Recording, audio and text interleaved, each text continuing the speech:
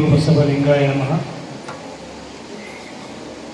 ಅಖಿಲ ಭಾರತ ಶರಣ ಸಾಹಿತ್ಯ ಪರಿಷತ್ತು ತಾಲೂಕಾ ಘಟಕ ಮುದ್ದೇಬಿಹಾರ್ ಇದರ ಅಡಿಯಲ್ಲಿ ಆಯೋಜನೆಗೊಂಡಿರುವಂಥ ದತ್ತಿ ಉಪನ್ಯಾಸ ಕಾರ್ಯಕ್ರಮ. ಯಾಕಂದರೆ ನಾನು ಹೇಳ್ತಾ ಇರುವಂಥ ವಿಷಯಗಳು ಇಲ್ಲೇನು ಮುಂದಿದ್ದಾರ ಮೇಲಿದ್ದಾರಲ್ಲ ಇವರಿಗಲ್ಲ, ವಿಷಯ ಅವ್ರದ್ದು, ಬಟ್ ನನ್ನ ಹೇಳಿಕೆಗಳು ನಿಮಗೆ. ಈ ಒಂದು ಶರಣ ಸಾಹಿತ್ಯ ಪರಿಷತ್ತು ಅನ್ನುವಂಥದ್ದು ಬಸವಾದಿ ಶರಣರ ವಿಚಾರಧಾರೆಗಳನ್ನು ಯುವ ಪೀಳಿಗೆಗೆ ತಲುಪಿಸುವಂಥ ಒಂದು ಮಹತ್ ಕಾರ್ಯವನ್ನು ಮಾಡ್ತಾ ಇದೆ ದತ್ತಿ ಉಪನ್ಯಾಸಗಳ ಮೂಲಕವಾಗಿ. ನಿಮಗೆಲ್ಲ ಆ ಭಾವಚಿತ್ರದಲ್ಲಿರುವಂಥ ಶೃಂಗಾರಗೌಡರು ಯಾರು ಅಂತ ಗೊತ್ತಿಲ್ಲ. ವಿದ್ಯಾರ್ಥಿಗಳ ಉದ್ದೇಶಿಸಿ ಮಾತಾಡ್ತಾ ಇದ್ದೀನಿ ನಾನು. ಈಗಾಗಲೇ ಅವ್ರ ಕುರಿತಾಗಿ ಪ್ರಾಸ್ತಾವಿಕ ನುಡಿ ಒಳಗಡೆ ಪರಿಚಯ ಮಾಡಿಕೊಟ್ರು. ಅವರು ನಮ್ಮ ಎದುರಿಗೆ ದೇಹ ರೂಪದಲ್ಲಿಲ್ಲ. ಎಲ್ಲಿದ್ದಾರೆ ಅಂತಂದರೆ ಇವತ್ತು ನಾನು ಮಾತಾಡ್ತಿರೋ ವಿಷಯದೊಳಗಿದ್ದಾರೆ, ಅಂದರೆ ಬಯಲಿನೊಳಗಿದ್ದಾರೆ. ಬಯಲಿನೊಳಗಡೆ ಇರುವಂಥ ಅಂದರೆ ಏನು, ಬಯಲು ಅಂದರೆ ಏನು, ಎಷ್ಟು ಕಾಕತಾಳೀಯ ಆದ ನೋಡ್ರಿ. ಶೃಂಗಾರಗೌಡರ ಕೊನೆಯ ಗಳಿಗೆಯ ಸುಮಾರು 4 ದಿವಸ ಹಿಂದ್ಗಡೆ ಇರ್ಬೋದು, ಅವ್ರ ಮನೆಗೆ ನಾವು ಇದೇ ಶರಣ ಸಾಹಿತ್ಯ ಪರಿಷತ್ನವ್ರು ಭೇಟಿಯಾಗೋದಕ್ಕೆ ಹೋಗಿದ್ದೀವಿ. ಒಂದು ವಿಷಯದ ಕುರಿತ ಮೀಟಿಂಗ್ ಇತ್ತು. ಅವಾಗ ಜಸ್ಟ್ ಕೊರೋನಾ ಸ್ಟಾರ್ಟ್ ಆಗಿತ್ತು. ನಾವೆಲ್ಲ ಮಾಸ್ಕ್ ಹಾಕೊಂಡು ಹೋಗಿದ್ವಿ. ನಾನು ಗೌಡ್ರಿಗೆ ಹಾಗೆ ಕೂತಿದ್ರು, ಮನೆಯೊಳಗೆ ಕರೆದ್ರು. ನಾನು ಅಂದೆ, ಗೌಡ್ರ ಮಾಸ್ಕ್ ಹಾಕೋಬೇಕಿಲ್ರಿ, ಎಲ್ಲ ಕಡೆ ಹಾಕೊಂಡಾರ ಅಂತೇಳಿ. ಅವರು ಮಾತಾಡಿದರು, ಇಲ್ಲ ಅದೇನಿಲ್ಲರಿ, ಈಗ ಕಿತ್ತೂರವ್ರು ಅದೆಲ್ಲ ಏನಪ್ಪ ಅಂತಂದ್ರೆ ಭಯ ಪಡಿಸೋದಕ್ಕೆ ಮಾಡ್ತಾ ಇರುವಂಥ ಒಂದು ಹುನ್ನಾರ ಐತಿ. ಯಾವೂ ಇಲ್ಲ, ಸುಮ್ಮನೆ ಯಾರು ಭಯ ಪಡ್ತಾರೋ ಅವ್ರು ತೀರ್ಕೋತಾರ, ಭಯ ಇಲ್ಲ ಧೈರ್ಯದಿಂದ ಇರೋರಿಗೆ ಏನೂ ಸಮಸ್ಯೆ ಆಗೋದಿಲ್ಲ ಅಂದರು. ನಾನು ಹೇಳಿದೆ, ಇಲ್ರಿ ಗೌಡ್ರ, ಅದು ವೈರಸ್ ಭಾಳ ಸೂಕ್ಷ್ಮದ, ಫಸ್ಟ್ ಟೈಮ್ ಬಂದಿದೆ, ಕೇರ್ಫುಲ್ ಆಗಿರೋ ಚಲೋ ರೀ ಅಂತ ಹೇಳಿದೆ. ಆಯ್ತು, ಮೀಟಿಂಗ್ ಮುಗಿಸಿದ್ವಿ, ಹೊರಗೆ ಬಂದಿವಿ. ಒಂದು 2 ದಿವಸ ಆದ ನಂತರ ಕೊರೋನಾ ಸ್ಟಾರ್ಟ್ ಆಗಿತ್ತು. ಅವರು ಪ್ರತಿ ದಿನ ರಾತ್ರಿ ಮೆಸೇಜ್ ಹಾಕ್ತಿದ್ರು. ಎಷ್ಟು ಅದ್ಭುತವಾದಂಥ ನುಡಿಮುತ್ತುಗಳನ್ನು ಕಳಿಸ್ತಾ ಇದ್ರು ಅವರು. ಅದು ವಾಟ್ಸಪ್ಪನ್ನು ಎಷ್ಟು ಚೆನ್ನಾಗಿ ಬಳಕೆ ಮಾಡ್ತಿದ್ರು ಅಂತಂದರೆ ಅವ್ರು ಕಳಿಸುವಂಥ ನುಡಿಮುತ್ತಿಗಾಗಿ ಕಾಯಬೇಕು, ಆ ರೀತಿ ಕಳಿಸ್ತಾ ಇದ್ರು.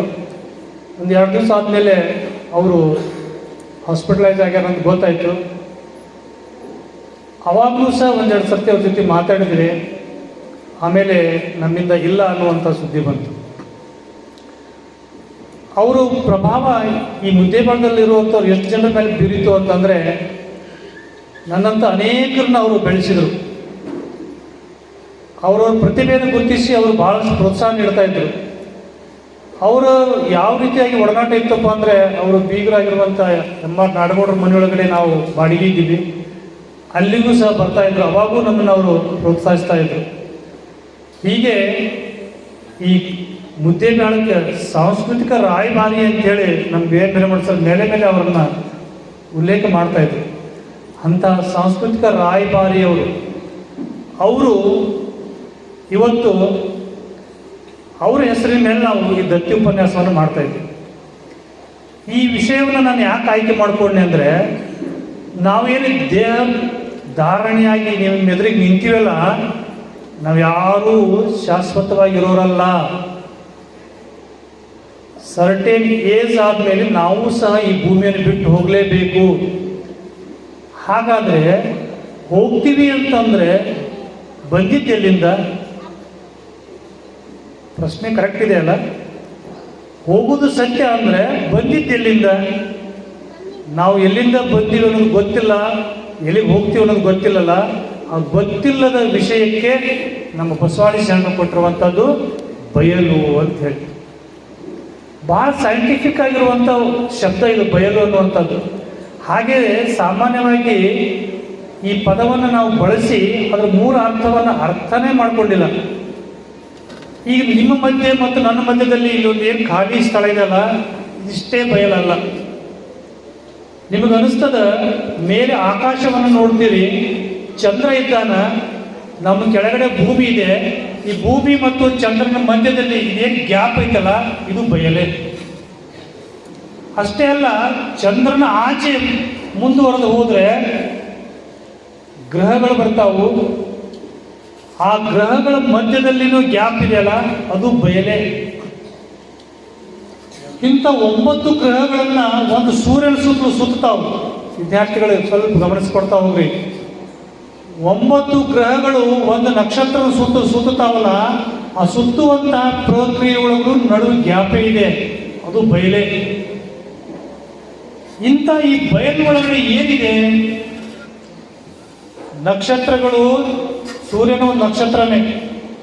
ನೀವೆಲ್ಲ ರಾತ್ರಿ ಆಕಾಶವನ್ನು ನೋಡಿದಾಗ ಎಷ್ಟೋ ನಕ್ಷತ್ರಗಳು ಕಾಣಿಸ್ತಾವೆ. ಎಣಿಕೆ ಮಾಡೋದಕ್ಕೆ ಆಗದಿರುವಷ್ಟು ನಕ್ಷತ್ರಗಳು ನಿಮ್ಮ ಕಣ್ಣಿಗೆ ಗೋಚರಿಸ್ತಾವೆ. ಒಂದೊಂದು ನಕ್ಷತ್ರ ನಡುವೆ ಹೀಗಿದೆ ಬಯಲೆ ಇದೆ. ಹೀಗಿರುವಂತಹ ಬಯಲಿಗೆ ಮಿತಿ ಇದೆಯೇನಾ? ಎಷ್ಟೊಂದು ಅಂತರದಲ್ಲಿದೆಯಲ್ಲ.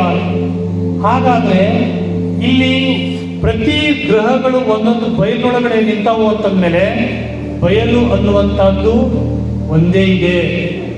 ಅದರ ಮಧ್ಯದಲ್ಲಿ ಎಲ್ಲ ಗ್ರಹಗಳು, ನಕ್ಷತ್ರಗಳು, ಕ್ಷುದ್ರ ಗ್ರಹಗಳು, ಧೂಮಕೇತುಗಳು ಇವೆಲ್ಲ ಸುತ್ತಾ ಇದ್ದಾವೆ. ವಿಚಾರ ಮಾಡ್ರಿ, ಒಂದು ಗಾಳಿಪಟ ಹಾರ್ಸಾಕತ್ತೀರಿ ನೀವು. ಗಾಳಿಪಟ ಹಾರಾಡಬೇಕಾಗಿತ್ತಪ್ಪ ಅಂದ್ರೆ ಆ ಗಾಳಿಪಟ ಅಲ್ಲೆಲ್ಲಿ ನಿಲ್ಲೋದಕ್ಕೆ ಜಾಗ ಇಲ್ಲ, ಕೂಡೋದಕ್ಕೆ ಯಾವುದೂ ಗಿಡಗಳಿಲ್ಲ. ನಿರ್ಬೆಳಗಾಗ ಹಾರಾಡ್ತಾ ಇರುವಂಥ ಗಾಳಿಪಟವನ್ನು ನೀವು ನೋಡ್ತೀರಿ. ಆ ಗಾಳಿಪಟಕ್ಕೆ ಕಟ್ಟಿರುವಂಥ ದಾರವನ್ನು ಬಿಚ್ಚಿದ್ರೆ ಗಾಳಿಪಟ ಎಲ್ಲೈತಿ ಅಂತ ಕೇಳಿ ಏನು ಹೇಳ್ತೀರಿ? ಆಕಾಶದಾಗ ಐತಿ ಅಂತ ಹೇಳ್ತೀರಿ. ಆಕಾಶ ಅನ್ನುವುದು ಬಯಲೆ. ಕಾಶ್ ಅಂತಂದ್ರೆ ಬೆಳಕು. ಕಾಶ್ ಅಂದ್ರೇನು? ಬೆಳಕು. ಬೆಳಕಿಗೆ ಯಾವುದು ಅವಕಾಶ ಮಾಡಿಕೊಟ್ಟೈತಿ ಅದು ಆಕಾಶ. ಬೆಳಕು ನಮಗೆ ಎಲ್ಲಿ ಸಿಗುತ್ತೆ ಆ ಸ್ಥಾನವನ್ನೇ ಕಾಶಿ ಅಂತ ಕರೀತಾರೆ. ಕಾಶ್ ಅಂತಂದ್ರೆ ಬೆಳಕು. ಈ ಬೆಳಕು ಎಲ್ಲೈತಿ ಅಂತಂದ್ರೆ ಬಯಲಿನೊಳಗಿದೆ. ನೀವು ನನಗೆ ಕಾಣಿಸ್ಬೇಕಂದ್ರೆ, ನಾನು ನಿಮಗೆ ಕಾಣಿಸ್ಬೇಕಂದ್ರೆ ಬೆಳಕೇ ಕಾರಣ. ಇಲ್ಲಿ ಬೆಳಕು ಇಲ್ಲ ಅಂದ್ರೆ ಕಾಣಿಸೋದಿಲ್ಲ. ದುರಂತ ನೋಡ್ರಿ, ಎಷ್ಟು ವಿಚಿತ್ರದ ಜಗತ್ತು. ಇಡೀ ಬ್ರಹ್ಮಾಂಡದೊಳಗಡೆ ನಾವು ನೋಡ್ತಾ ಇರುವಂತಹ ಗ್ರಹಗಳು, ನಕ್ಷತ್ರಗಳು, ಏನು ಕಲ್ಲು, ಮಣ್ಣು, ಪ್ರಾಣಿ, ಪಕ್ಷಿ ಏನು ಕರಿತೀವಲ್ಲ, ಭೌತಿಕ ವಸ್ತುಗಳು ಕೇವಲ 5% ಮಾತ್ರ ಅದಾವು. ಉಳಿದ 95% ಕತ್ಲನೇ ಇದೆ, ಬಯಲೇ ಇದೆ. ಬೆಳಕು ಕೇವಲ 5% ಇದ್ರೆ 95% ಕತ್ಲಿದೆ. ಅದನ್ನ ಡಾರ್ಕ್ ಎನರ್ಜಿ ಅಂತ ಕರೀತಾರೆ. ನಾನಿವತ್ತು ಮಾತಾಡ್ತಿರುವಂಥ ವಿಷಯಗಳು ಬಹುಶಃ ನೀವು ಇನ್ನು 5 ಅಥವಾ 6 ವರ್ಷ ಆದಮೇಲೆ ನಿಮ್ಮ ಟೆಕ್ಸ್ಟ್ ಬುಕ್ನಾಗ ಬರ್ತದೆ. ಅವಾಗ ನೀವು ಇದನ್ನ ರಿಕಾರ್ಡ್ ಮಾಡ್ಕೊಳ್ತೀರಿ. ಆ ಉದ್ದೇಶಕ್ಕಾಗಿ ನಾನು ಇದೇ ವಿಷಯ ತಗೊಂಡು ನಿಮ್ಗೆ ಹೇಳ್ತಾ ಇದ್ದೀನಿ. ಸರಿ, ಇಂತಹ ಬಯಲಿನೊಳಗೆ ಏನಿದೆ? ನಾವು ನಂಬಿರುವಂತಹ ದೇವರುಗಳು ಯಾವುದೋ ದೇವಲೋಕದಾಗ ಅದರಂದ್ರಲ್ಲ, ಚಂದ್ರನ ಮೇಲೆ ಹೋಗಿ ನೋಡಿದ್ರು ವಿಜ್ಞಾನಿಗಳು, ಅಲ್ಲಿ ಯಾರು ಇಲ್ಲ. ಮಂಗಳ ಗ್ರಹದ ಮೇಲೆ ಹೋಗಿ ನೋಡಿದ್ರು, ಅಲ್ಲಿ ಯಾರು ಇಲ್ಲ. ಇವತ್ತು ವಾಯೇಜರ್ ಅನ್ನುವಂಥ ಒಂದು ನೌಕೆಯನ್ನು ಬಿಟ್ಟಿದ್ದಾರೆ. ಅನೇಕ ಉಪಗ್ರಹಗಳನ್ನ ಆಕಾಶದಲ್ಲಿ ಹಾರಿಬಿಟ್ಟಾರೆ. ಅವೆಲ್ಲ ಹಬಲ್ ಅಂತ ಹೇಳಿ ಅವೆಲ್ಲ ಎಷ್ಟು ಟ್ರಾವೆಲ್ ಮಾಡಕತ್ತಾವ ಅಂತಂದ್ರೆ ನಮ್ದು ಸೌರವ್ಯವನ್ನ ಆಗಿ ಹೋಗ್ಯಾವ. ಪ್ರತಿ ಕ್ಷಣ ಅಲ್ಲಿಂದ ಫೋಟೋ ಕಳಿಸ್ತಾವ. ಇಲ್ಲೇನಿಲ್ಲ ಬಯಲೈತೆ, ಇಲ್ಲೇನಿಲ್ಲ ಬಯಲೈತೆ ಅಂತ ಹೇಳಿ. ಇಷ್ಟು ವಿಶಾಲವಾಗಿರುವಂಥ ಬ್ರಹ್ಮಾಂಡದೊಳಗಡೆ ಕೇವಲ ಬಯಲೈತಂದ್ರೆ ಈ ಭೂಮಿ ಸುತ್ತುವಂಗ ಮಾಡ್ತಾ ಇರುವಂಥ ಶಕ್ತಿ ಯಾವುದು? ನಮ್ಮೊಳಗಡೆ ಜೀವ ಅಂತ ಕರಿತೀವಲ್ಲ, ಆತ್ಮ ಅಂತ ಕರಿತೀವಲ್ಲ, ಅದು ಎಲ್ಲಿಂದ ಬರ್ತದೆ? ಇದು ಯಾವ ರೂಪದಾಗ ಐತಿ? ಘನ ಆಯಿತು, ದ್ರವ ಆಯಿತು, ಅನಿಲ ಆಯಿತು. ನಮ್ಮ ಬಾಡಿನೆಲ್ಲ ಸ್ಕ್ಯಾನ್ ಮಾಡಿ ನೋಡಿದಾಗ ಪ್ರತಿ ಅಂಗಗಳನ್ನು ನಾವು ಫೋಟೋ ತಗೋತೀವಿ. ನಾವು ಎಕ್ಸ್ರೇ ತಗೊಂಡಾಗ ಎಲುಬುಗಳು ಕಾಣಿಸ್ತಾವು. ಅಲ್ಟ್ರಾಸೌಂಡ್ ಮಾಡಿದಾಗ ಒಳಗಡೆ ಇರುವಂಥ ಎಲ್ಲ ನರಗಳು, ರಕ್ತ, ಮಾಂಸ ಎಲ್ಲನೂ ಫೋಟೋ ಕೊಡ್ತೈತಿ. ಆದರೆ ಜೀವ ಅಂತ ಏನದಲ್ಲ, ಪ್ರಾಣ ಅಂತ ಏನಲ್ಲ, ಅದು ಯಾವುದೂ ಕ್ಯಾಮ್ರಾದಾಗ ಸಿಗಲ್ಲ. ಯಾವ ಕ್ಯಾಮ್ರಾದಾಗ ಸಿಗದೇ ಇರುವಂಥದ್ದೇ ನಮ್ಮ ಜೀವ. ಅದು ದೇಹದಿಂದ ಹೋಯ್ತಪ್ಪ ಅಂದ್ರೆ ನಾವು ಇದಕ್ಕೇನು ಕರಿತೀವಿ? ಶವ ಅಂತೀವಿ. ದೇಹದೊಳಗಿತ್ತಂದ್ರೆ ಶಿವ ಅಂತೀವಿ. ಹೀಗಿರುವಂಥ ಈ ಪ್ರಾಣ ಎಲ್ಲಿ ಅಡಗ್ತೈತಂದ್ರೆ ಬಯಲಿನೊಳಗೆ ಅಡಗ್ತದ. ಈ ಬಯಲಿನೊಳಗಿಂದಲೇ ನಾವು ಹುಟ್ಟಿರುವಂಥದ್ದು. ಅದನ್ನೇ ವಚನಕಾರರು ಹೇಳಿದರು, ಆಡಬಾರದ ಬಯಲು, ನೋಡಬಾರದ ಬಯಲು, ಹಿಡಿಯಬಾರದ ಬಯಲು. ಈ ಒಡಲೆಂಬ ಬಯಲೊಳಗೆ ಅಡಗಿದ್ದ ಭೇದವ ಬಲ್ಲವರಾರು ಅಂತ. ಇದೇನು ಅಷ್ಟೊತ್ತು ನನ್ನ ಗ್ರಹಗಳು ನಕ್ಷತ್ರಗಳು ಇಷ್ಟಷ್ಟು ಗ್ಯಾಪದ ನಡು ಬಯಲಿದೆ ಅಂತ ಹೇಳಲ್ಲ, ಅಲ್ಲಿರುವಂಥ ಎಲ್ಲ ಸಂಗತಿಗಳು ನಮ್ಮ ದೇಹದೊಳಗದಾವು. ನಮ್ಮ ದೇಹದೊಳಗೂ ಏನಿತ್ತಪ್ಪ ಅಂದರೆ ಅಂಥ ಬಯಲೇ ಅಡಗಿ. ಹೊರಗಡೆ ಇರುವಂಥ ಆ ಬಯಲಿನ ಜಗತ್ತಿಗೆ ಏನಂತ ಕರೀತಾರ? ಬ್ರಹ್ಮಾಂಡ ಅಂತ ಕರೀತಾರೆ. ನಮ್ಮದು ಒಳಗಡೆ ಇರೋದಕ್ಕೆ ಏನು ಕರೀತಾರೆ? ಪಿಂಡಾಂಡ ಅಂತ ಕರೀತಾರೆ. ಪಿಂಡಾಂಡ ಬೇರೆ ಅಲ್ಲ, ಬ್ರಹ್ಮಾಂಡ ಬೇರೆ ಅಲ್ಲ. ನಮ್ಮ ಉಸಿರು ಕೊಟ್ಟಿರುವಂಥ, ನಾವು ಉಸಿರಾಡ್ತಾ ಇರುವಂಥ, ನಾವು ಜೀವಿಸ್ತಾ ಇರುವಂಥ ಜೀವನೇ ದೇವರು. ಅರ್ಥ ಆಯ್ತಾ? ಅದಕ್ಕೆ ಸಿದ್ದೇಶ್ವರ ಸ್ವಾಮೀಜಿಯವರು ತೀರ್ಕೊಂಡು ಹೊತ್ನ್ಯಾಗ ಬರೆದಂಥ ವಿಲ್ನೊಳಗಡೆ ಕೊನೆಗೆ ಒಂದು ವಚನ ಬರ್ತಿದ್ರು. ಆ ವಚನವನ್ನು ಇಲ್ಲಿ ನಿರೂಪಕರು ಹೇಳಿದ್ರು. ಅದು ಹೇಳ್ತೀನಿ, ನೆಕ್ಸ್ಟ್ ವಚನಕ್ಕೆ ಬರ್ತೀನಿ, ಆಮೇಲೆ ಫಸ್ಟ್ ನಿಮ್ಗೆ ಅಂಡರ್ಸ್ಟ್ಯಾಂಡಿಂಗ್ ಆಗಲಿ ಬಯಲು ಅಂದರೆ ಏನು ಅಂತ ಹೇಳಿ. ಈ ಬಯಲು ನಾವು ನೋಡಬಹುದಾ? ಬೆಳಕು ಸೂರ್ಯನಿಂದ ಭೂಮಿಗೆ ಬಂದು ತಲುಪಬೇಕಾದ್ರೆ 7 ಸೆಕೆಂಡ್ ಬೇಕು, 7 ನಿಮಿಷ ಬೇಕು. ಚಂದ್ರ ನಮ್ಮ ಭೂಮಿಯಿಂದ 1.5 ಲಕ್ಷ ಕಿಲೋಮೀಟರ್ ದೂರ ಇದ್ದಾನೆ. ಸ್ವಲ್ಪ ಅರ್ಥ ಮಾಡ್ಕೊಡ್ರಿ, ಎಂಥ ಒಂದು ಪ್ರಪಂಚದೊಳಗೆ ನಾವು ಬದುಕಿದ್ದೀವಿ. ನಾವು ಈ ಭೂಮಿ ಮೇಲೆ ಏಕೈಕ ಜೀವಿಗಳು. ಭೂಮಿ ಬಿಟ್ಟರೆ ಬೇರೆ ಎಲ್ಲಿ ಯಾವ ಗ್ರಹದೊಳಗೂ ಜೀವಿಗಳಿಲ್ಲ. ನಮ್ಮ ಸೌರವ್ಯೂಹದಾಗ ಹೇಳ್ತಾ ಇರೋದು. ಸೂರ್ಯನ ಬಿಟ್ಟರೆ ನೆಕ್ಸ್ಟ್ ಮಕ್ಕಳು ಪ್ರಾಕ್ಸಿಮಾ ಸೆಂಟರಿ ಅಂತ ಬರ್ತೈತಿ, ರಿಗಲ್ ಅಂತ ನಕ್ಷತ್ರಗಳು ಬರ್ತವೆ, ಬೇರೆ ಬೇರೆ ನಕ್ಷತ್ರಗಳು. ಆಯಾ ನಕ್ಷತ್ರಗಳಿಗೂ ಇದರ ಹಂಗಿನ ಗ್ರಹಗಳದಾವು. ಆ ಗ್ರಹಗಳೊಳಗೂ ಈ ಭೂಮಿ ಸೂರ್ಯನಿಂದ ಬಹಳಷ್ಟು ದೂರನೂ ಇಲ್ಲ, ಸೂರ್ಯ ಭಾಳ ಸಮೀಪ ಇಲ್ಲ. ಸ್ವಲ್ಪ ಸಮೀಪ ಬಂತಂದಪ್ಪ ಅಂದ್ರೆ ಏನಾಗ್ತೈತಿ? ಶಾಖ ಜಾಸ್ತಿ ಆಗ್ತೈತಿ. ಕೇವಲ 0.001 ಮಿಲಿಮೀಟರ್ದಷ್ಟು ಸಮೀಪ ಬಂತದಂದ್ರೆ ಬ್ಯಾಸಿಗೆ ಚಾಲು ಆಗುತ್ತೆ. ನಮಗೆ 32 ಡಿಗ್ರಿಲಿಂದ ಹಿಡಿದು 40 ಡಿಗ್ರಿ ತನಕ ಬಂದಾಗ ನಿಮ್ಗೆ ಗೊತ್ತದ ಎಷ್ಟು ಶೆಕೆ ಆಗ್ತದೆ ಅಂತೇಳಿ. ಭಾಳ ದೂರ ಹೋಯ್ತಪ್ಪ ಅಂತಂದ್ರೂ ಅಷ್ಟೇ, ಒಂದು ಸ್ವಲ್ಪ ಮೀಟರ್ ದೂರ ಹೋಯ್ತಪ್ಪ ಅಂದ್ರೆ ಫುಲ್ ಶೀತ ಆಗಿ ಎಲ್ಲವೂ ಹಿಮಗಟ್ಟಿ ಬಿಡ್ತಾವೆ. ಇಷ್ಟು ಎಕ್ಯುರೇಟ್ ಡಿಸ್ಟೆನ್ಸ್ನಾಗ ಭೂಮಿ ಸೂರ್ಯನ ಸುತ್ತ ತಿಳ್ಕೊಂಡು ಇಲ್ಲಿ ಜೀವಿಗಳು ಹುಟ್ಟ್ಯಾವ. ಇದೇ ರೀತಿ ಯಾವುದೋ ಒಂದು ನಕ್ಷತ್ರದಾಗ ಎಲ್ಲೋ ಒಂದು ಕಡೆ ಆ ನಕ್ಷತ್ರದ ಶಾಖಕ್ಕೆ ಅನುಗುಣವಾಗಿ ಒಂದು ನಕ್ಷತ್ರದ ಗ್ರಹ ಸುತ್ತಿರ್ತಂದ್ರೆ ಅಲ್ಲಿನ ಜೀವಿಗಳದಾವ, ಇಲ್ಲಂತಲ್ಲ. ಆಯಾ ಗ್ರಹಗಳ ಲಕ್ಷಣಕ್ಕೆ ಅನುಗುಣವಾಗಿ ಜೀವಿಗಳು ಹುಟ್ಕೋತಾವ. ಆಕಾರ ಆಯಾ ಗ್ರಹದ ಗುರುತ್ವಾಕರ್ಷಣ ಶಕ್ತಿಗೆ ಅನುಗುಣವಾಗಿರ್ತೈತಿ. ಇಲ್ಲಿ ನಮ್ಮ ಭೂಮಿ ಮೇಲೆ ನಮಗೆ ಇದ ಶೇಪ್ ಯಾಕೆ ಬಂದೈತಿ? 2 ಕೈ ಯಾಕೆ, 2 ಕಾಲು ಯಾಕೆ, ಕೈ ದೊಡ್ಡದು ಯಾಕೈತೆ ಅಂದ್ರೆ ಈ ಭೂಮಿ ಗುರುತ್ವಾಕರ್ಷಣ ಶಕ್ತಿಗೆ ಅನುಗುಣವಾಗಿ ನಾವು ಗುಡ್ಡು ಗಾಡಿನಾಗಿರೋವಂಥವ್ರದ್ದು ಹೈಟ್ ಕಡಿಮೆ ಇರ್ತೈತಿ. ಯಾಕಂದ್ರೆ ಅವರು ಬಾಗಿ ನಡಿಬೇಕಾಕೈತಿ ಗುಡ್ಡ ಇರಬೇಕಾದ್ರೆ. ಈ ಗುಡ್ಡು ಪ್ರದೇಶದಾಗ ಇರುವಂಥವ್ರು ಹೈಟ್ ಕಡಿಮೆ ಇರ್ತೈತಿ. ನೀವೆಲ್ಲ ಕಾರವಾರ, ಉಡುಪಿ, ಶಿರ್ಸಿ ಕಡೆ ಹೋಗ್ರಿ, ಆಕಳನ್ನ ಇಟ್ಟಿರ್ತಾವಲ್ಲಿ. ಬಯಲು ಪ್ರದೇಶ ನೀವು ರಾಜಸ್ಥಾನ್ ಕಡೆ, ಉತ್ತರ ಪ್ರದೇಶ ಕಡೆ ಹೋಗ್ರಿ, ಹೈಟ್ ಇರ್ತಾರ ಅವರು. ಯಾಕಂದ್ರೆ ಗುರುತ್ವಾಕರ್ಷಣ ಶಕ್ತಿಗೆ ಅನುಗುಣವಾಗಿ ಈ ದೇಹ ನಮ್ದು ಬಂದೈತಿ. ಹೀಗೆ ಆಯಾ ಪ್ರದೇಶಕ್ಕೆ ಅನುಗುಣವಾಗಿ ಜೀವಿಗಳು ಹುಟ್ಟಿರ್ತಾವೆ. ನಮ್ಮ ಭೂಮಿ ಹುಟ್ಟಿ 13.5 ಬಿಲಿಯನ್ ವರ್ಷಗಳಾಯ್ತು. ಇದೇ ರೀತಿಯೇ ಬೇರೆ ಗ್ರಹದ ಭೂಮಿಗಳು ಹುಟ್ಟಿರ್ತಾವೆ, ಅಲ್ಲಿ ಜೀವಿಗಳು ಇರ್ತಾವೆ. ನಮ್ಗಿಂತ ಮೊದಲು ಹುಟ್ಟಿದ್ರಪ್ಪ ಅಂದ್ರೆ ಅವರು ನಮಗಿಂತ ಸೈನ್ಸ್ನಲ್ಲಿ ಡೆವಲಪ್ಮೆಂಟ್ ಆಗಿರ್ತಾರೆ. ಅವರಿಗೆ ನಮಗೆ ಕಮ್ಯುನಿಕೇಟ್ ಮಾಡ್ಬೇಕಂದ್ರೆ ಡಿಸ್ಟೆನ್ಸ್ ಪ್ರಾಬ್ಲಮ್, ಭಾಳ ದೂರ ಅದ. ನಾವು ಚಂದ್ರನ ಮೇಲೆ ಹೋಗಿ ಒಂದು ನಮ್ಮ ನೌಕೆ ಇಳಿಬೇಕಾದ್ರೆ 3 ತಿಂಗಳು ತಗೋತೈತಿ. ಅಷ್ಟು ದೂರ ಹೋಗೋದಕ್ಕೆ ನಮಗೇನು ಸಾಧ್ಯ ಆಗಿಲ್ಲ ಇನ್ನೂ, ನಮ್ಮ ಗ್ರಹಗಳನ್ನು ದಾಟಿ. ಆದ್ರೆ ಅಲ್ಲಿರುವಂಥವ್ರು ಯಾರೋ ನಮಗಿಂತ ಮುಂದುವರೆದಂಥ ಜೀವಿಗಳು ಭೂಮಿ ಸಮೀಪ ಬರ್ತಾ ಇದ್ದಾರೆ. ಅವ್ರಿಗೆ ಏಲಿಯನ್ಸ್ ಅಂತ ಕರಿತೀವಿ ನಾವು. ಅವರು ಒಳಗಡೆ ಇರುವಂಥ ಪ್ರಾಣನೂ ಬಯಲೇ. ಹೀಗೆ ಇಡೀ ಜಗತ್ತಿನೊಳಗಡೆ ನಾವು ಯಾಕೆ ಹುಟ್ಟಿದ್ದೀವಿ, ಏನು ಸಾಧನೆಗಾಗಿ ಹುಟ್ಟೀವಿ, ಏನು ಮಾಡಬೇಕು ಅನ್ನುವಂಥದ್ದು ಕೇವಲ ಭೂಮಿಗೆ ಮಾತ್ರ ಸೀಮಿತ ಆಗಿರಬಾರ್ದು. ನಮ್ಮ ವಿಚಾರಗಳು, ನಮ್ಮ ಚಿಂತನೆಗಳು ಈ ಭೂಮಿಯನ್ನು ಮೀರಿ ಹೋಗಬೇಕು. ಈ ಮೀರಿ ಹೋಗ್ಬೇಕಂತಂದ್ರೆ ಈ ಬಯಲು ಅಂದ್ರೆ ಏನು ಅನ್ನೋದನ್ನು ತಿಳ್ಕೋಬೇಕು. ನಾವು ನಮ್ಮ ತಂದೆ ತಾಯಿಗಳ ಗರ್ಭದಲ್ಲಿ ಉದಯಿಸಿ ಬಂದೀವಪ್ಪ ಅಂದಮೇಲೆ ನಮ್ಮ ತಂದೆ ತಾಯಿಗಳು, ಅವ್ರ ತಂದೆ ತಾಯಿಗಳು, ಅವ್ರ ತಂದೆ ತಾಯಿಗಳು, ಅವ್ರ ತಂದೆ ತಾಯಿಗಳು, ಇದು ನಿರಂತರವಾಗಿರುವಂಥದ್ದು. ಬಟ್ ಉದ್ದೇಶ ಏನು ಅನ್ನೋದನ್ನು ಅರ್ಥ ಮಾಡ್ಕೊಳ್ಳುವಂಥದ್ದು ಪ್ರತಿಯೊಬ್ಬ ಹುಟ್ಟಿರುವಂಥ ಜೀವಿಯ ಮುಖ್ಯ ಉದ್ದೇಶ. ತಿಳ್ಕೊಬೇಕು ನಾವೆಲ್ಲ.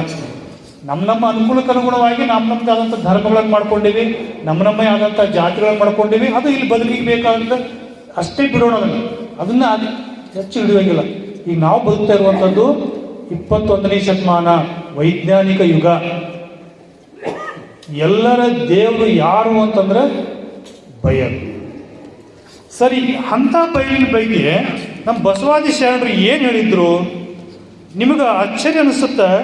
ಅವರ ವಚನಗಳನ್ನು ನೀವು ನೋಡ್ತಾ ಹೋದರೆ ಎಷ್ಟು ವೈಜ್ಞಾನಿಕವಾಗಿ ಅವರು ಚಿಂತನೆ ಮಾಡಿದ್ರಲ್ಲ. ಇಲ್ಲಿ ಒಂದು ಕಡೆ ತೋಟದ ಸಿದ್ಧಲಿಂಗೇಶ್ವರರು ಹೇಳ್ತಾರೆ ನೋಡ್ರಿ, ಒಳಗೆ ನೋಡಿದರೆ ಒಳಗೆ ಬಯಲು. ನಾನು ಇಷ್ಟೊತ್ತನ ಕೊಟ್ಟಿರುವಂಥ ಎಕ್ಸ್ಪ್ಲೇಷನ್ನು ಈ ವಚನಗಳ ಅರ್ಥೈಸೋದಕ್ಕೆ ಪೀಠಿಕೆ ಆಗಿದೆ. ಒಳಗೆ ನೋಡಿದರೆ ಒಳಗೆ ಬಯಲು, ಹೊರಗೆ ನೋಡಿದರೆ ಹೊರಗೆ ಬಯಲು ನೋಡ. ಕರೆಕ್ಟ್ ಅಲ್ಲ? ನೆನದಿಹನೆಂದರೆ ಮನ ಬಯಲು, ಮನಸ್ಸಂತೇನು ಕರಿತೀವಲ್ಲ ಅದು ಬಯಲೇ. ನೆನೆಸಿಕೊಂಡನೆಂದರೆ ನೀನಿಲ್ಲವಾಗಿ ನಾನೂ ಬಯಲು ನೀನೂ ಬಯಲು ನೋಡ. ಭಾವಿಸಿಕೊಂಬ ವಸ್ತುವಿಲ್ಲವಾಗಿ ಭಾವ ಬಯಲೆಂದು ಏನು ನೋಡ. ಮರವು ನಷ್ಟವಾಯಿತಾಗಿ ಅರುವು ಶೂನ್ಯವಾಯಿತು ನೋಡ. ಮಹಾಲಿಂಗ ಗುರು ಸಿದ್ದೇಶ್ವರ ಪ್ರಭುವೇ ಎಷ್ಟು ಸ್ಪಷ್ಟವಾಗಿ ಹೇಳ್ತಾರಲ್ಲ. ನಾವು ಯಾರು ಅಂದರೆ ಬಯಲು, ಉಸಿರು ಅಂತ ಕರಿತೀವಿ. ಇದಕ್ಕೆ ಇನ್ನೊಂದು ಅರ್ಥ ಶಬ್ದ ಪ್ರಾಣ ಅಂತ ಕರಿತೀವಿ. ಇವೆಲ್ಲ ಡಿಕ್ಷನರಿ ತೆಗೆದು ನೋಡ್ರಿ, ಅದ್ರ ಮೀನಿಂಗ್ ಏನಂದ್ರೆ ಬಯಲೆ. ಎಕ್ಸಾಕ್ಟ್ ಮೀನಿಂಗ್ ಬಯಲಿಗೆ ಏನು ಅಂತಂತಂದ್ರೆ ಅದಕ್ಕೆ ಇನ್ನೂ ಡಿಫೈನ್ ಮಾಡೋಕ್ಕಾಗಿಲ್ಲ. ಕಾರಣ ಅಂತ ಈ ಶಬ್ದ ಕೇವಲ ಭಾರತೀಯ ಆಧ್ಯಾತ್ಮಿಕ ಪರಂಪರೆಯೊಳಗೆ ಮಾತ್ರ ಐತಿ.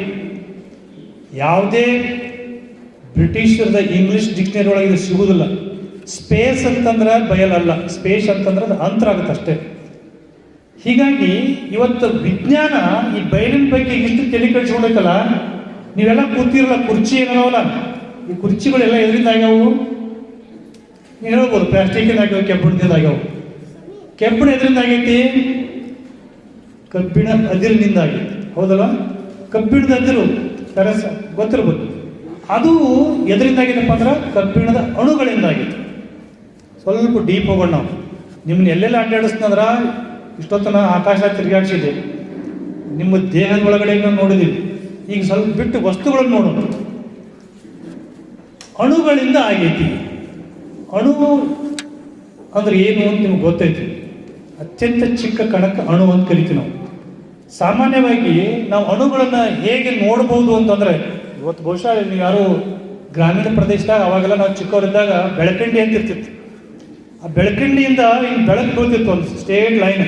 ಅದರ ಧೂಳಿ ಕಣಗಳು ಕಾಣ್ತಿದ್ವು. ಧೂಳಿ ಕಣಗಳು ಕಾಣ್ತಿದ್ವು, ಅವು ಅಣುಗಳು. ಸೂಕ್ಷ್ಮ ದರ್ಶಕದಿಂದ ಮಾತ್ರ ನೋಡೋದಕ್ಕೆ ಕಾಣೋದು, ಬರಿಗಣ್ಣಿ ಕಾಣಲ್ಲ. ಅಂಥ ಅಣುಗಳು ಒತ್ತೊತ್ತಾಗಿ ಜೋಡಿಸ್ಕೊಂಡಿದ್ರೆ ಘನ ವಸ್ತುಗಳಾಗಿರ್ತಾವೆ. ಬಿಡಿ ಬಿಡಿಯಾಗಿದ್ದರೆ ದ್ರವರೂಪ, ನೀರು, ಹಾಲು ಆಗಿರ್ತೈತಿ. ಇನ್ನೂ ಬಿಡಿ ಬಿಡಿ ಇದ್ರೆ ಗಾಳಿ ಆಗಿರ್ತೈತಿ. ಇದು ಗೊತ್ತು ನಿಮಗೆ. ವಿಜ್ಞಾನಿಗಳು ಹೇಳ್ತಾರೆ ಕ್ವಾಂಟಮ್ ಫಿಸಿಕ್ಸ್ ಒಳಗಡೆ ಆ ಘನ ವಸ್ತುವಿನೊಳಗಿರುವಂಥ ಪ್ರತಿ ಅಣುಗಳು ಇದರಿಂದ ಆಗ್ಯಾವು ಪ್ರೋಟಾನ್, ನ್ಯೂಟ್ರಾನ್, ಎಲೆಕ್ಟ್ರಾನ್ ಅಂತ ಆಗ್ಯಾವ. ಅಣು ಹೊಡ್ಯಾಕೆ ಬರೋದು ಅಂತ ಹೇಳಿದ್ರೆ ಡಾಲ್ಟನ್ ಮತ್ತೆ ಮುಂದೆ ಹೊಡೆದು ನೋಡಿದ್ರು. ಅದ್ರ ಅಣುವಿನೊಳಗಡೆ ಪ್ರೋಟಾನ್, ನ್ಯೂಟ್ರಾನ್, ಎಲೆಕ್ಟ್ರಾನ್ ಅದವಲ್ಲ, ಅವು ಎಲೆಕ್ಟ್ರಾನ್ ಅನ್ನೋದು ಸುತ್ತಾಗತ್ತೈತಿ ನೋಡ್ರಿ. ಮೊದಲೇ ಸೂಕ್ಷ್ಮ, ಕಣ್ಣಿ ಕಾಣಲ್ಲ. ಅದ್ರೊಳಗೆ ನೋಡಿದಾಗ ಆ ನಡು ನ್ಯೂಕ್ಲಿಯಸ್ ಅಂತದ, ಅದು ಸುತ್ತಲೂ ಎಲೆಕ್ಟ್ರಾನ್ ಸುತ್ತಾಗ್ತಾವೆ. ಆ ಎಲೆಕ್ಟ್ರಾನು ನ್ಯೂಕ್ಲಿಯಸ್ ನಡುವಿರುವಂಥ ಡಿಸ್ಟನ್ಸ್ ಏನದಲ್ಲ 99.999 ಅಲ್ಲಿ ಬಯಲ ಐತಿ. ಒಂದು ಅಣುವಿನೊಳಗೆ ಎಂಥ ಶಕ್ತಿ ಐತಿ ಅಂದರೆ, ಅಣುಶಕ್ತಿ ಅಂತ ಶಬ್ದಕ್ಕೆ ಇರ್ಬೋದು ನೀವು, ಅಟಾಮಿಕ್ ಪವರ್, ಅಟಾಮಿಕ್ ಎನರ್ಜಿ ಅಂತೇಳಿ. ಒಂದು ಅಣುವಿನ ಬಾಂಬ್ ಹಾಕಿದಾಗ ಹಿರೋಶಿಮಾ ನಾಗಾಸಾಕಿ ಸುಟ್ಟೋಯ್ತು. ಮನುಷ್ಯರು ಕರಿಗೆ ಹೋದ್ರು. ಕರಗಿದ್ರೆ ಗೊತ್ತಾಗೈತಿ ನಿಮ್ಗೆ. ವಿಮಾನ ಅಪಘಾತ ಆದಾಗ ಮೂಳೆ ಸಹ ಸಿಗೋದಿಲ್ಲ, ಎಲ್ಲ ಕರಗಿ ಡಾಂಬರ್ ಬಿದ್ದಾಗ ಬಿದ್ದುಬಿಡ್ತದೆ. ಒಂದು ಅಣು ಅಂದ್ರೆ ಅಂಥ ಅಣುವಿನೊಳಗೆ ಅಂಥ ಶಕ್ತಿ ಅಡಗೈತಲ್ಲ, ಆ ಶಕ್ತಿಗೆ ಏನು ಕರೀತಾರೆ ಅಂದರೆ ಬಯಲು ಅಂತಾರೆ. ಆ ಬಯಲೇ ಇವತ್ತೇನಪ್ಪ ಅಂತಂದ್ರೆ ಅಣುಶಕ್ತಿ ಆಗೈತಿ. ಶಕ್ತಿಗೆ ನಮ್ಮ ಭಾರತೀಯ ದರ್ಶನದೊಳಗೆ ಏನು ಕರೆದ್ರು ಅಂದ್ರೆ ದೇವರು ಅಂತ ಕರೆದ್ರು. ಈಗ ನಿಮ್ಗೆ ಗೊತ್ತಾಗಿರ್ಬೋದು ದೇವರು ಅಂದ್ರೆ ಏನು, ಶಕ್ತಿ. ಆ ಶಕ್ತಿ ಎಲ್ಲೈತಿ, ಅಣುವಿನೊಳಗೈತಿ. ನಾವೆಲ್ಲ ಎದರಿಂದ ಮಾಡಲ್ಪಟ್ಟಿವಿ, ಅಣುಗಳಿಂದ ಮಾಡಲ್ಪಟ್ಟಿವಿ. ಹಾಗಾದ್ರೆ ದೇವರು ಎಲ್ಲದನ ನಮ್ಮೊಳಗೆ ಅದ. ಯಾಕಂದ್ರೆ ನಮ್ಮೊಳಗೆ ಬಯಲೈತಿ, ಹೊರಗಡೆನೂ ಬಯಲೈತಿ. ಹಾಗಾದ್ರೆ ಈ ಬಯಲಿನೊಳಗಿರುವಂಥ ಅಣುವಿನೊಳಗಿರುವಂಥ ದೇವರನ್ನೇ ವಚನಕಾರರು ಏನಂತ ಕರೆದ್ರು ಅಂತ ನೋಡ್ರಿ, ಎಷ್ಟು ಸ್ಪಷ್ಟವಾಗಿ ಹೇಳ್ತಾರೆ. ಸಿದ್ದರಾಮೇಶ್ವರ ಹೇಳ್ತಾರೆ ಒಂದು ಕಡೆ, ಅಣುವಿನೊಳಗೆ ಅಣುವಾಗಿಪ್ಪಿರಿ ಎಲೆದೇವ, ನೀವಿಲ್ಲದೆ ಎಡೆಯುಂಟೆ. ನೋಡ್ರಿ ಎಷ್ಟು ಸ್ಪಷ್ಟವಾಗಿ ಅವ್ರಿಗೆ ಹೆಂಗೆ ಅರ್ಥ ಆಗಿರ್ಬೋದು. ಅಣುವಿನೊಳಗೆ ಅಣುವಾಗಿದ್ದೀರಿ ದೇವರೇ ನೀವು. ಇಲ್ಲಿ 84 ಲಕ್ಷ ಶಿವಾಲಯಗಳನ್ನು ಮಾಡಿ ನೀವು ಇಲ್ಲದಂತಿದ್ದೀರಿ ಅಂತ ಹೇಳ್ತಾರೆ. ಅಂದ್ರೆ ನನ್ನೊಳಗಡೆ ಆಯ್ತು ಆ ಶಕ್ತಿ. ಆ ಶಕ್ತಿಯನ್ನ ನೋಡ್ಬೇಕಂದ್ರೆ ರೂಪದಾಗ ನೋಡ್ತೀವಿ, ನಿರೂಪದಾಗ ಶಕ್ತಿ ಐತಿ. ಇದನ್ನೇ ಅಲ್ವಾ ಐನ್ಸ್ಟೈನ್ ಹೇಳಿರುವಂಥ ಜಗತ್ ಪ್ರಸಿದ್ಧ ಸೂತ್ರ E=mc² ಅಂತೇಳಿ. ಅಂದ್ರೆ ಎನರ್ಜಿಯನ್ನ ನಾವು ಮಾಸಾಗಿ ಕನ್ವರ್ಟ್ ಮಾಡ್ಬೋದು, ಮಾಸನ್ನ ಎನರ್ಜಿಯಾಗಿ ಕನ್ವರ್ಟ್ ಮಾಡ್ಬೋದು. ಈ ದೇಹ ಅನ್ನುವಂಥದ್ದು ಇದೊಂದು ಮಾಸ ಅದ, ದ್ರವ್ಯ ಅದ. ಇದ್ರ ಒಳಗಡೆ ಇರುವಂಥ ಮಾತಾಡುವಂಥದ್ದು, ನೋಡುವಂಥದ್ದು, ಹೇಳುವಂಥದ್ದು, ಕೇಳುವಂಥದ್ದು ಶಕ್ತಿ ಅದ. ವಸ್ತು ಶಕ್ತಿ ಆಗ್ತದ, ಶಕ್ತಿ ವಸ್ತು ಆಗ್ತೈತಿ. ಅದನ್ನೇ ಬಸವಣ್ಣವ್ರು ಹೇಳ್ತಾರೆ, ರೂಪವ ನಿರೂಪವ ಮಾಡಬಲ್ಲವೇ ಜ್ಞಾನಿ, ನಿರೂಪವ ರೂಪ ಮಾಡಬಲ್ಲವೇ ಅನುಭಾವಿ. ಅದನ್ನಾಗಿ ಮಾಡಲಿಕ್ಕಪ್ಪ ಅಂದ್ರೆ ಅಂಥವ್ರಿಗೆ ನಾನು ಗೌರವಿಸುವುದಿಲ್ಲ ಅಂತ ಹೇಳ್ತೀನಿ. ಭಾಳ ಅದ್ಭುತವಾದಂಥ ವಿಚಾರವನ್ನು ಇವತ್ತಿನ ವಿಜ್ಞಾನದೊಳಗೆ ಏನು ಕಂಡು ಹಿಡಿತಾರೆ ಅವೆಲ್ಲವೂ ಸಹ ನಮ್ಮ ವಚನದೊಳಗೆ ಸಿಗಾಕತ್ತವೆ. ಆ ಕಾರಣಕ್ಕಾಗಿ ವಿದ್ಯಾರ್ಥಿಗಳೇ ನೀವೆಲ್ಲರೂ ಸಹ ವಚನಗಳನ್ನು ಓದಬೇಕು, ನಮ್ಮ ವಾಸ್ತವ ಸ್ಥಿತಿಯನ್ನು ಅರ್ಥ ಮಾಡ್ಕೋಬೇಕು. ನಮ್ಮ ದೇಹ ಪೂರ್ತಿ ನಿರ್ಮಾಣ ಆಗಿರೋದೇ ಅಣುಗಳಿಂದ. ಅದರೊಳಗಡೆ ಜೀವ ಐತೆ ತಿಳ್ಕೊಂಡು ಅದಕ್ಕೆ ಜೀವಕೋಶ ಅಂತ ಕರಿತೀವಿ. ಜೀವಿರ್ಲಾರ್ದು ಕಲ್ಲು, ಕಟ್ಟಿಗೆ, ಮಣ್ಣು ಇವಕ್ಕೆ ನಿರ್ಜೀವ ಅಂತೀವಿ. ಅದ್ರೊಳಗೂ ಬಯಲೆ, ನಮ್ಮೊಳಗೂ ಬಯಲೆ, ಹೊರಗಡೆ ಬ್ರಹ್ಮಾಂಡದಲ್ಲೂ ಬಯಲೆ. ಈ ಬಯಲು ಎಲ್ಲ ಕಡೆನೂ ಸರ್ವತ್ರ ವ್ಯಾನ್ಯಾಗ್ಯದ. ಅಂದ್ರೆ ಅರ್ಥ ಮಾಡ್ಕೊಳ್ರಿ, ಇವತ್ತು ನಮ್ಮ ದೇಹವನ್ನು ಬಿಟ್ಟು ಹೋಗಿರುವಂಥ ಆ ಜೀವ ಎಲ್ಲೈತಂದ್ರೆ ಅರ್ಥ ಈ ಬಯಲಿನೊಳಗದ. ಇವತ್ತಿನ ಈ ಕಾರ್ಯಕ್ರಮಕ್ಕೆ ಸಾಕ್ಷಿಯಾಗಿ ಶೃಂಗಾರಗೌಡರು ನಮ್ಮ ಜೊತೆಗೆ ಬಯಲಿನೊಳಗೆ ಇದ್ದಾರೆ ಅಂತ ನಿಮಗೆ ನಾನು ತಿಳಿಸ್ಬೇಕಾಗಿತ್ತು. ಇದು ಬಯಲು. ನಿಮಗೆ ಅನಿಸ್ತಿರ್ತೈತಿ ತೀರ್ಕೊಂಡವರು, ನಿಮ್ಮನ್ನು ಭಾಳ ಹಂಚ್ಕೊಂಡವರು ಕನಸನ್ನೇ ಬರ್ತಿರ್ತಾರೆ. ಕನಸನ್ನೇ ಬಂದು ತಮ್ಮ ಅಭಿಪ್ರಾಯವನ್ನು ಹೇಳ್ತಿರ್ತಾರೆ. ಅದು ಹೇಗೆ ಸಾಧ್ಯ? ಯಾಕಂತಂದ್ರೆ ಅವ್ರು ಇರುವಂಥ ಸ್ಥಿತಿ ಏನದಲ್ಲ, ಅದು ನಿರೂಪದ ಸ್ಥಿತಿ. ನಾವಿರುವಂಥದ್ದು ರೂಪದ ಸ್ಥಿತಿ. ರೂಪದಕ್ಕೆ ನಿರೂಪವನ್ನು ಕಮ್ಯುನಿಕೇಟ್ ಮಾಡುವಂಥ ಏಕೈಕ ಸಾಧನ ಅಂದ್ರೆ ಕನಸು. ಕನಸಿನ ಬಗ್ಗೆ ಸಾಕಷ್ಟು ವಿಜ್ಞಾನಿಗಳು ಇವತ್ತು ಸಂಶೋಧನೆಯನ್ನು ಮಾಡ್ತಾ ಇದ್ದಾರೆ. ಅವು ಯಾವ ಸುಳ್ಳಲ್ಲ. ಎಷ್ಟೋ ಜನ ಕನಸಿನೊಳಗೆ ತಮ್ಮ ಮನೆಯೊಳಗೆ ನಿಧಿ ಇದ್ದಿದ್ದನ್ನು ತಾವು ಕಳ್ಕೊಂಡ್ರ ವಸ್ತುವನ್ನು ಹುಡುಕ್ತಾರೆ. ಶ್ರೀನಿವಾಸ ರಾಮಾನುಜನ್ ಅಂತ ತಮ್ಮೆಲ್ಲ ಗೊತ್ತಿರ್ಬೋದು, ಗಣಿತ ತಜ್ಞ. ಅವರು ಈ ಜಗತ್ತಿನಾಗ ಅತ್ಯಂತ ಕಡಿಮೆ ವಯಸ್ಸಲ್ಲಿ ಗ್ರೇಟ್ ಮ್ಯಾಥಮೆಟಿಷಿಯನ್ ಆಗಿದ್ರು. ಅವ್ರನ್ನ ಒಂದು ಸರ್ತಿ ಪತ್ರಕರ್ತರು ಕೇಳಿದ್ರು, ಇಂಥವೆಲ್ಲ ಸಮಸ್ಯೆಗಳಿಗೆ ಉತ್ತರ ನಿಮ್ಗೆ ಹೆಂಗೆ ಗೊತ್ತಾಗ್ತೈತ್ರಿ ಅಂದಾಗ, ನಾನು ಮಲ್ಕೊಂಡಾಗ ರಾತ್ರಿ ನನಗೆ ಕಾಳಿ ದೇವಿ ಬಂದು ಮನಸ್ಸಿನಾಗ ಹೇಳ್ಬಿಡ್ತಾರೆ, ಕನಸಿನಾಗ ನಾ ಎದ್ದು ಬರೆದು ಬಿಡ್ತೀನಿ ಅಂತ ಹೇಳಿದ್ರು. ಒಂದು ಯಾವುದೋ ಒಂದು ಅಗೋಚರವಾದ ಶಕ್ತಿ ಐತಲ್ಲ. ಈಗ ನಮ್ಮನ್ನು ನೋಡೋದಕ್ಕೆ ಮಾಲ್ನೊಳಗೆ, ಸ್ಕೂಲ್ನೊಳಗೆ ಅಲ್ಲಲ್ಲಿ CC ಕ್ಯಾಮ್ರಾ ಹಾಕಿರ್ತಾರೆ. ನಮಗೆ CC ಕ್ಯಾಮ್ರಾ ಹೆದರಿಕೆ ಇರ್ತೈತಿ. ಕಳುವು ಮಾಡಿದ್ರೆ ಯಾರಿಗಾರ ಬಡಿದ್ರೆ ಕ್ಯಾಮ್ರಾ ಐತಿ ಅನ್ಸ್ಬೇಕು, ನೋಡ್ತಾನಂತ. ಇಡೀ ನಮ್ಮ ಜೀವನದುದ್ದಕ್ಕೂ ಹುಟ್ಟಿನಿಂದ ಸಾಯಿವರೆಗೂ ನೋಡುವಂಥ ಕ್ಯಾಮ್ರಾ ಬಯಲೈತಿ. ಆ ಬಯಲೊಳಗೆ ನಮ್ಮಕ್ಕಿಂತ ಹಿಂದೆ ಆದಂಥ ಹೋದಂಥ ಎಷ್ಟೋ ಜೀವಿಗಳ ಅವರ ಆತ್ಮ ಐತಿ. ಅಷ್ಟೇ ಅಲ್ಲ, ನಾವು ನಂಬಿರುವಂಥ ದೇವರು ಈ ಬಯಲೊಳಗೆ ಬಿದ್ದು ನೋಡ್ತಾ ಇದ್ದಾನ. ನಾನು ನೋಡ್ತೀನಿ ಐ ಸಿ ಯು ಅಂತ ಹೇಳ್ತಿರ್ತಾನೆ. ನಾವು ಅದನ್ನೆಲ್ಲ ಲಕ್ಷ್ಯಕ್ಕೆ ತೊಗೊಳೋದಿಲ್ಲ. ಏನೇನೋ ದುರಾಚಾರ ಮಾಡ್ತೀವಿ, ಅತ್ಯಾಚಾರ ಮಾಡ್ತೀವಿ, ಲಾಸ್ಟಿಗೆ ಹೋಗಿ ಹಾಸ್ಪಿಟಲ್ದಾಗ ಮಕ್ಕೊಂಡಿರ್ತೀವಿ. ಬೆಡ್ ಮೇಲೆ ಇನ್ನೇನು ಸೀರಿಯಸ್ ಅಂದಾಗ ಅವಾಗ ನಾವು ಬೋರ್ಡ್ ಮೇಲೆ ಬೆಡ್ಲಿಂದ ನೋಡ್ತೀವಿ, ಬಾಟ್ಲಿ ಹಾಕಿರ್ತಾರೆ, ಕಾಜಿನ ಬಾಟ್ಲಿ, ಅದ್ರ ಮ್ಯಾಗ ಬರೆದಿರ್ತಾರೆ ಅಲ್ಲಿ ಏನಂತ ಐ ಸಿ ಯು ಅಂತೇಳಿ. ಹೌದಾ? ಬರೆದಿರ್ತಾರೆ ಐ ಸಿ ಯು ಘಟಕ. ಅವಾಗ ನೆನಪಾಗಲ್ಲ ನಮಗೆ. ದೇವ್ರು ಅವತ್ತು ಅಂದಿದ್ದು ನನಗೆ ಐ ಸಿ ಯು ಅಂತೇಳಿ, ಅದನ್ನು ನಾನು ಲಕ್ಷ್ಯ ಕೊಡಲಿಲ್ಲ, ನಾನು ಇನ್ನು ನೋಡಾಕತ್ತೀನಿ ಅಂತೇಳಿ ಗೊತ್ತಾಗಲಿಲ್ಲ ಅಂತ ಹೇಳ್ತಾರಲ್ಲ. ಅದಕ್ಕೆ ಕಾಲ ಮೇಲೆ ಕೈಯ ನೂರಿ ಅಲ್ಲಿ ಹೋಗಿ ಅನ್ಯರಿಗೆ ಹಂಗಾಗದ ಮುನ್ನ ಪೂಜಿಸಿ ನಮ್ಮ ಕೂಡಲ ಸಂಗಮ ದೇವ ಅಂತ ಹೇಳುವಂಥ ವಚನವನ್ನು ನಿಮಗೆ ಹೇಳಬೇಕಾಗೈತಿ. ಆ ಕಾರಣಕ್ಕಾಗಿ ವಿದ್ಯಾರ್ಥಿಗಳಿಗೆ ಇವತ್ತಿನ ಈ ವಿಷಯವನ್ನು ನಾನು ತೆಗೆದುಕೊಂಡಿನಿ. ಇನ್ನೂ ಹೇಳುವಂಥ ವಿಷಯಗಳು ಬಹಳಷ್ಟು ಇದ್ದಾವೆ.